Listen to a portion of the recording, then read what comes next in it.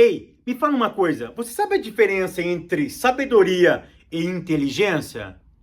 Por que Salomão, sendo o homem mais sábio do mundo, ele fez tantas coisas erradas? Será que realmente Deus pediu para Salomão construir um templo para que Deus habitasse nele, sendo que ele sempre deixou claro que ele não habita em templos feitos por mãos de homens? Essas e outras questões serão respondidas nesta videoaula, então não percam!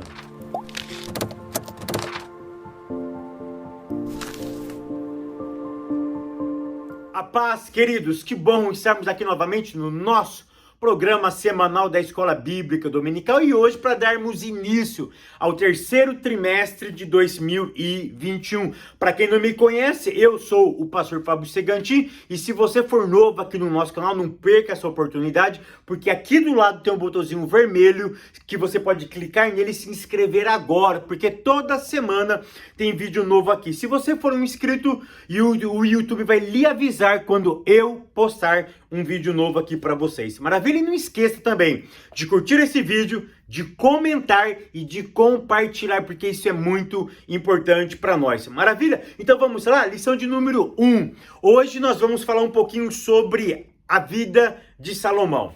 Nesse trimestre, nós vamos fazer uma peregrinação que vai permear por volta de 500 anos da história de Israel.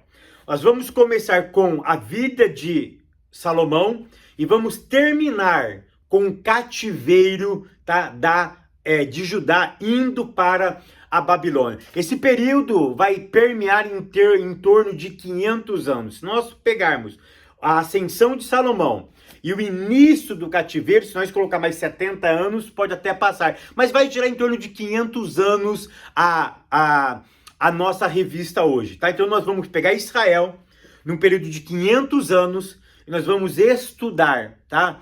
A peregrinação desse povo nesse período de tempo. E nós vamos começar fazendo isso com a vida de Salomão, ok? Salomão então vai dar o start do nosso trimestre. É com Salomão que nós vamos começar a peregrinação de Israel nesses 500 anos de história. E eu vou dar um conselho para vocês. Por quê? Porque esse trimestre, ele vai permear em 2 livros da Bíblia. Quais? Primeiro e segundo livro dos reis. Qual é o meu conselho? Que você faça toda a leitura de primeiro reis e segundo reis. Por quê? Porque você vai ter uma panorâmica, você vai ter uma visão panorâmica de todo esse contexto, tá? Desde a ascensão de Salomão até o cativeiro babilônico. Quando Judá é entregue, na verdade, Nabucodonosor toma Judá em suas mãos. Maravilha? Então vamos lá, lição de número 1. A ascensão de Salomão e a construção do templo. A leitura bíblica em classe se encontra no primeiro livro dos Reis, capítulo 4, do verso 29 ao verso 34. Depois pulamos para o capítulo 6, verso 1. E depois pula para o verso 11 até o verso de número 14. A primeira pergunta, a primeira coisa que eu quero enfatizar aqui para vocês é o seguinte: o que significa a palavra Salomão? Olha que interessante. Salomão em hebraico é Shalom.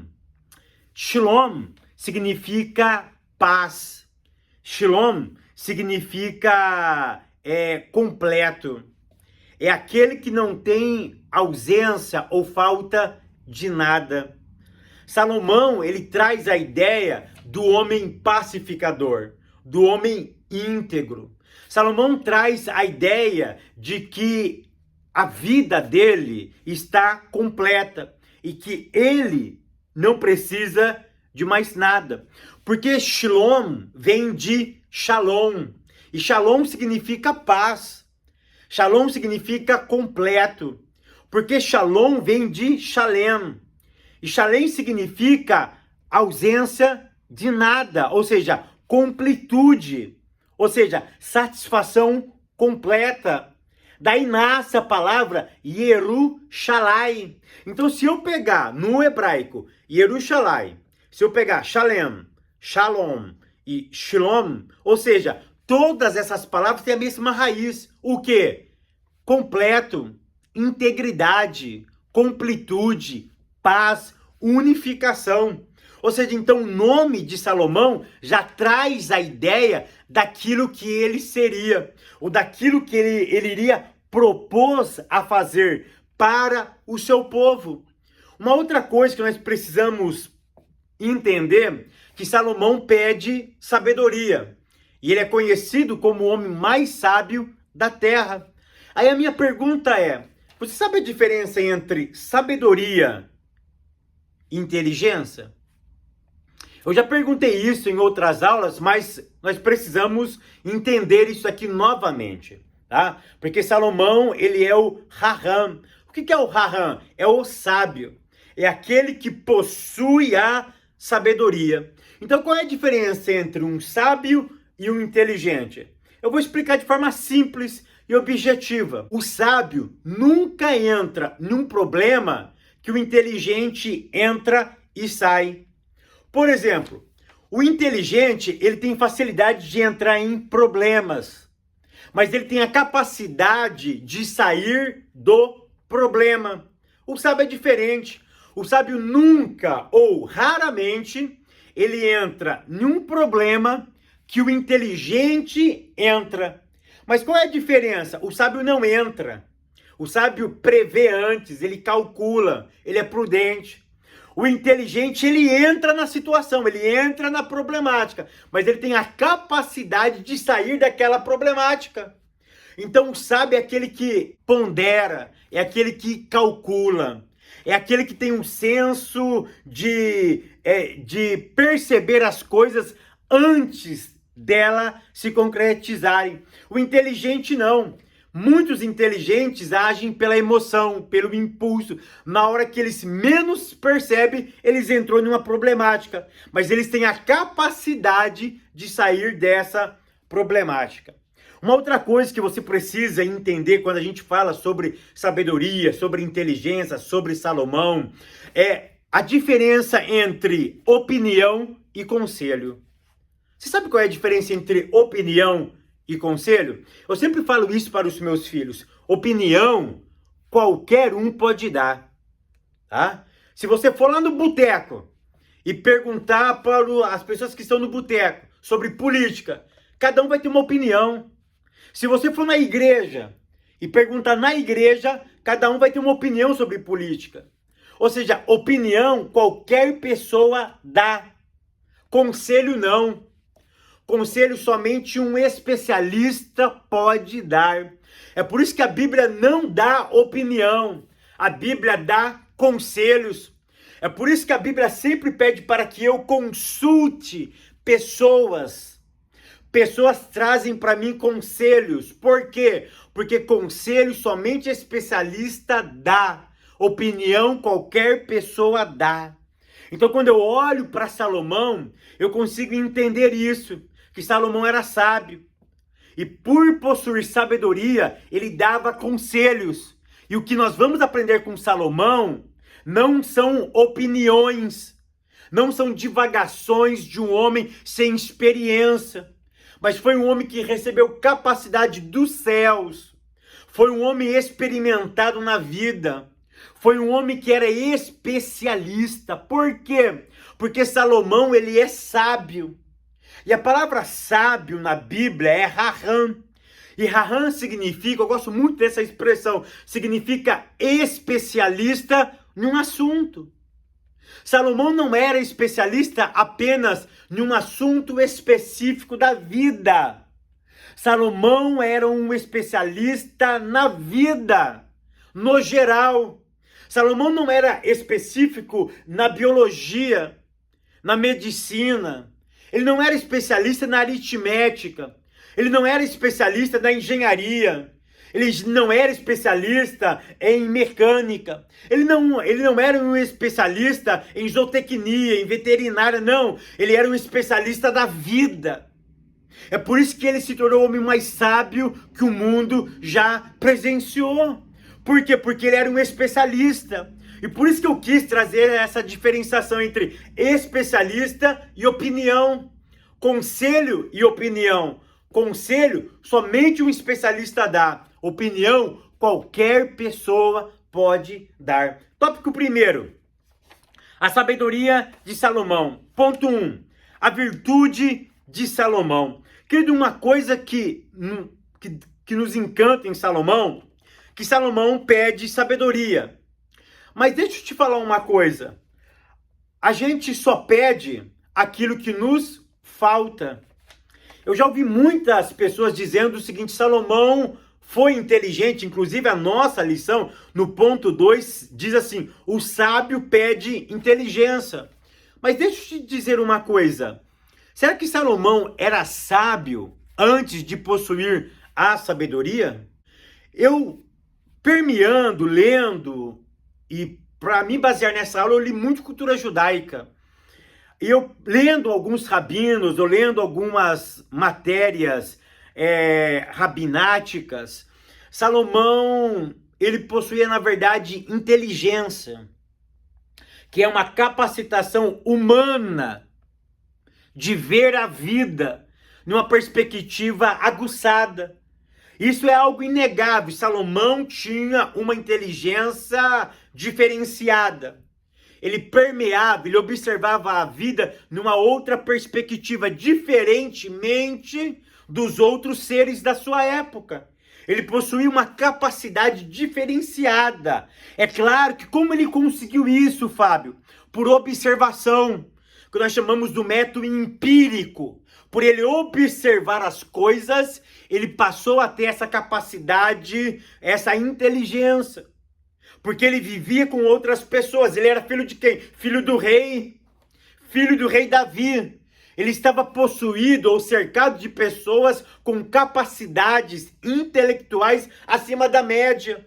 E nessa observação ele se desenvolveu uma habilidade muito grande.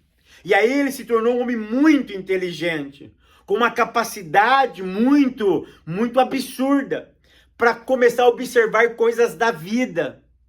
Mas chega um dia que Deus pede para ele: Salomão, você vai ser rei. Me pede o que você quiser, que eu te darei. E eu estava lendo por que Salomão pediu inteligência. Existem vários motivos, mas existe uma midrash judaica. Você não precisa saber o que é midrash. E essa midrash está no Talmud. E essa midrash no Talmud diz o seguinte, tá? Isso não é bíblico, é uma midrash judaica, tá? Uma tradição oral. Ele diz que antes de Salomão pedir isso, Salomão estava em um jejum de 40 dias. E após esse jejum de 40 dias, ele entra nesse período de oração. Na verdade, após esse período de oração, Deus visita ele em sonhos. E Deus pede para ele fazer um pedido. E ele faz esse pedido justamente por ele já ter essa capacidade de inteligência dele, mas porque ele tinha dificuldade para resolver problemáticas da vida, para ele entender a vida na sua totalidade. Então, com a sua inteligência humana adquirida com o tempo, Salomão entendeu, se a sabedoria viesse do alto, porque ele já tinha essa ciência, que existia uma capacitação divina, sobrenatural, e se viesse sobre ele, ele teria uma visão, uma percepção da vida de forma diferenciada. Então ele não entenderia apenas um ponto da vida, mas ele entenderia a vida numa totalidade. Embora a vida seja complexa, que ele vai falar isso lá no livro do Eclesiastes, ele vai deixar isso muito bem claro, tá? No final da vida dele, ele faz aquela descrição fantástica, a maneira que ele via a vida na sua peregrinação aqui, mas ele entendeu lá na sua juventude, se ele tivesse uma capacitação divina, ele iria errar muito menos. Então, eu sei que isso não é bíblico, esses 40 dias que ele ficou jejuando, mas eu acredito que ele pediu sabedoria justamente por causa disso, que ele já tinha essa inteligência humana, mas que ela não resolvia todas as problemáticas da vida, Porque tinha coisas da vida que só resolvia com uma intervenção divina. Ele entendia, pela experiência que ele teve com o seu pai, e com os mestres do seu pai, e com os profetas, que tinha que vir algo do alto. E esse algo estava em Deus. E é por isso que ele pede de Deus, tá? Ponto 3. A sabedoria na prática. Querido, presta atenção no que eu vou te dizer. A sabedoria é uma dádiva que vem exclusivamente do alto. Essa sabedoria que nós estamos falando, você estava esquecendo, o livro do Segantin. Se você quiser o livro do Segantin, tá? O link vai estar aqui embaixo, você clica nesse link. Tem muitas pessoas que estão com dificuldade. Querido, o link para você falar comigo pelo WhatsApp, ele está aqui embaixo na descrição do vídeo, tá? Na descrição do vídeo aqui no YouTube, tá escrito lá, link para a compra, para adquirir o livro. Você clica nele, aí vai te levar lá para o WhatsApp, num grupo, e você vai falar diretamente comigo. Maravilha? Aqui eu trato sobre 9 virtudes, tá? Do Espírito Santo, que você pode ter uma vida transformada pelo poder da palavra de Deus. Esse livro tem abençoado centenas e centenas de pessoas. Eu tenho certeza que ele vai abençoar a sua vida também. Maravilha? Ponto 3. Ponto 3 diz assim: a sabedoria na prática da vida. Uma coisa que você precisa entender é o seguinte, que a sabedoria, ela é algo exclusivamente divina. Ou seja, a sabedoria está em Deus. Ou seja, essa sabedoria você não aprende na escola dominical. Você não aprende no YouTube. Você não aprende num centro acadêmico. Você não aprende na universidade. Você não aprende lendo em livros. Essa sabedoria você adquire por vias de comunhão. Ou seja, é Deus que te presenteia. Olha o que está escrito em Tiago 1, verso 5. Se te falta sabedoria, peça a Deus, que a todos Ele dá deliberadamente, ou seja, Ele dá de forma espontânea, mas tem que pedir. Esse pedir fala de relacionamento. Se você não tiver um relacionamento com Deus, a sabedoria não vem. Essa sabedoria é uma sabedoria de Deus, que precisa pedir para Ele, precisa ter relacionamento com Ele, senão ela não vem. Ok? Tópico 2. Consolidação do poder. Ponto 1.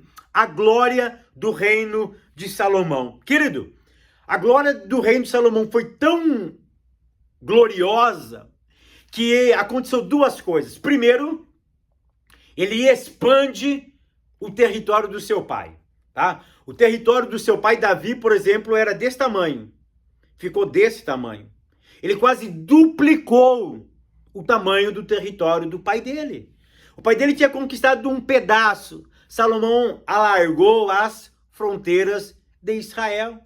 Uma outra coisa que Salomão fez, Salomão trouxe paz e tranquilidade aos seus moradores. Eu sei que com o tempo ele aumentou tributos, mas no geral, Salomão trouxe paz e tranquilidade. Salomão trouxe uma união. Salomão trouxe uma consolidação para este reino. Salomão apaziguou, Salomão trouxe paz e tranquilidade. Uma outra coisa, no tópico 2, a gente vê o seguinte: o orgulho precede a honra. Ou seja, Salomão fez um reinado esplêndido. Ele fez um reinado maravilhoso, de ordem política, de ordem econômica, mas ele fez alguns erros. Salomão cometeu vários erros. Aí a minha pergunta para vocês é: como sendo Salomão o homem mais sábio da terra, por que ele fez tantos erros? Por que ele cometeu tantos equívocos? Porque Salomão, ele teve momentos da vida dele que ele errou de forma gravíssima. E eu fiquei pensando, se ele é o homem mais sábio, ele fez tantas coisas erradas, por quê? Aí me veio uma luz. Eu queria compartilhar com você essa luz. Presta atenção no que eu vou te dizer. Por mais sábio que você seja, por mais capacidade que você tenha, eu e você. E Salomão me ensinou uma coisa, que ele tinha sabedoria. Ele não era a própria sabedoria. Uma coisa é ter a sabedoria, outra coisa é ser a própria sabedoria. Quem é a própria sabedoria? Cristo. A Bíblia diz que Deus usou, ou estava com Deus na criação, a sabedoria. Nós sabemos que a sabedoria na Bíblia é uma pessoa. Ela tem nome. Quem? Jesus de Nazaré. Ou seja, a sabedoria é Cristo. A sabedoria é Jesus. Então por que Salomão errou? Porque ele não era a sabedoria. Ele tinha a sabedoria. Nós temos a sabedoria, mas não somos a sabedoria. É por isso que Salomão errou. E é por isso que em algum momento da vida, eu e vocês iremos errar. Mas erramos por quê? Porque não somos a sabedoria. Salomão não era a sabedoria. Salomão possuía a sabedoria. Isso é uma coisa que nós precisamos frisar muito bem, para nós não entrarmos em loucura, para nós não acharmos que a vida perdeu o sentido. Por nós termos tanto conhecimento, tanto sabedoria, em algum momento da vida, nós vamos perder a linha, nós vamos sair fora dos trilhos. Mas eu tenho aprendido uma coisa com a Bíblia Sagrada. Deixa eu te ensinar uma coisa aqui. Tá fora da lição. Sabe esse negócio de Deus dar 2, 3 chances? Ah, Deus te deu uma segunda chance. Não existe isso. Não existe chance para Deus. Porque a gente vai estar sempre errando. Sabe o que existe? Existe a graça. E Deus pega eu e você, Ele mergulha nós na graça. Porque se fôssemos contar chances, nós perderíamos a conta. Mas eu tenho aprendido uma coisa, que Deus mergulha nós na graça. E quando Ele mergulha nós na graça, Ele vê a cruz de Cristo. É claro que eu tenho uma responsabilidade com isso, é claro que eu tenho uma responsabilidade de palmilhar, de caminhar com Cristo. Mas quando nós cairmos, Deus lá de cima, Ele olha para nós pelo viés da cruz. E a graça de Deus, ela molda, ela nos revivifica, ela nos recoloca no caminho que nós nunca deveríamos sair dele. Tópico 3, a construção do templo. Ponto 1, o nobre propósito do templo de Salomão. Querido, eu fiquei me perguntando, Deus não habita em templos feitos por mão de homens. Por que Deus pediu para Salomão fazer esse templo? Opa, peraí. Deus não pediu para Salomão construir o templo. É só você ler a Bíblia. Não existe um versículo que Deus pede para Salomão construir o templo. Deus não pede para Salomão. Por quê? Porque Deus não habita. Eu vou repetir, Deus não habita em templos feitos por mãos de homens. Fabião, mas Deus respondia a oração que era feita lá no templo de Salomão. Deixa eu te ensinar uma coisa. Existe diferença entre habitar e visitar. Deus visitava o templo. Deus não habitava no templo. Visitar é uma coisa, habitar é outra. Ele não habitava no templo. Ele visitava o templo. É por isso que ele mesmo prometeu que a oração feita neste lugar, naquele lugar, Deus ouviria, Deus visitaria aquele lugar, mas nunca habitaria. Porque aonde Deus habita? Em mim, em vocês. É em nós que ele habita, ok? Então por que ele deixou Salomão construir aquele templo? É aquilo que, se você gosta dessa teologia, é a teologia da vontade permissiva. Ele permitiu, ok? Existem outras teorias, tá? Mas essa, para a igreja, para nós, assembleanos, é a mais aceita, tá? Existe a vontade permissiva. É claro que existe uma tradição judaica por detrás de outro conceito, tá bom? Ponto 2. O templo do Espírito. Eu e você somos o templo. E deixa eu te dizer uma coisa. O autor diz que a beleza, que a glória em nós. Que Paulo diz que nós somos, que a glória de Deus habita em nós. E nós não temos beleza nenhuma. Ou seja, Deus habita num templo sem beleza, sem glória, sem louvor. Mas aonde ele habita, tem rendição, tem entrega, tem contrição. tem choro, tem lágrima, tem sangue, tem entrega, tem reconhecimento da incapacidade de fazer coisas com os próprios méritos. E é por isso que Deus habita nesse templo, feito pelo pó, feito pela própria mão do Criador. Pó é algo insignificante. É por isso que Davi diz: Senhor, lembra da nossa estrutura. E lembra que somos pó. Somos feitos da matéria mais frágil que existe. Uma das matérias mais frágeis da criação é o pó. Não é nem o barro, é o pó. É onde eu assopro e eu deixo de existir. Eu não consigo pegar pó. O pó se espalha muito rápido. Então lembra de mim, Senhor. Aí Deus resolve habitar dentro deste homem, dentro dessa mulher. Porque em nós não existe glória nenhuma. Sabe o que brilha em nós? É a glória do Senhor. Ponto 3. A glória do Senhor. Querido, aqui eu quero explicar duas coisinhas para vocês, tá? A palavra glória, existe várias palavras para a palavra glória na Bíblia. Uma delas é keved ou kavod, tá bom? Kavod significa o quê? Peso, autoridade, tá? Por exemplo, quando desceu a glória do Senhor no templo de Salomão, desceu quem? O peso da glória, ok? A ideia é o seguinte: desceu a autoridade da glória. Não a própria glória, mas a autoridade, o peso, o nome.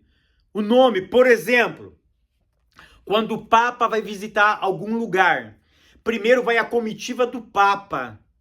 E a comitiva do Papa tem autoridade papal. E aonde eles chegam, as coisas mudam. Ou seja, as pessoas sentem o peso papal por causa da comitiva do Papa. A ideia é mais ou menos isso. Lá no templo desceu o kavod, desceu o peso da autoridade de Deus. Ou seja, o peso dele estava lá. Tá? Uma outra palavra muito usada para a glória é a palavra Sheriná, que nós, em português, falamos Shekinah, tá? Na verdade, Shekinah não existe, é Sheriná, tá? Você sabe o que significa Sheriná? Sabia que não significa glória? Que isso, Fábio? É verdade. A palavra Sheriná não significa glória, porque a palavra Sheriná vem de uma palavra hebraica que significa vizinho. É o vizinho de casa. Você não tem vizinho aí? Esse vizinho que mora do seu lado? É esse vizinho. Ou seja, Sheriná significa vizinho. Sheriná também pode significar morar, habitar. Sheriná vem de uma outra raiz hebraica que significa inquilino. Morar do lado. Sabe o que eu aprendo quando a Bíblia diz que desceu a Sheriná de Deus? Sabe o que eu aprendo? Que não desceu a glória. Desceu Ele mesmo para morar e ser meu vizinho. É isso que significa Sheriná.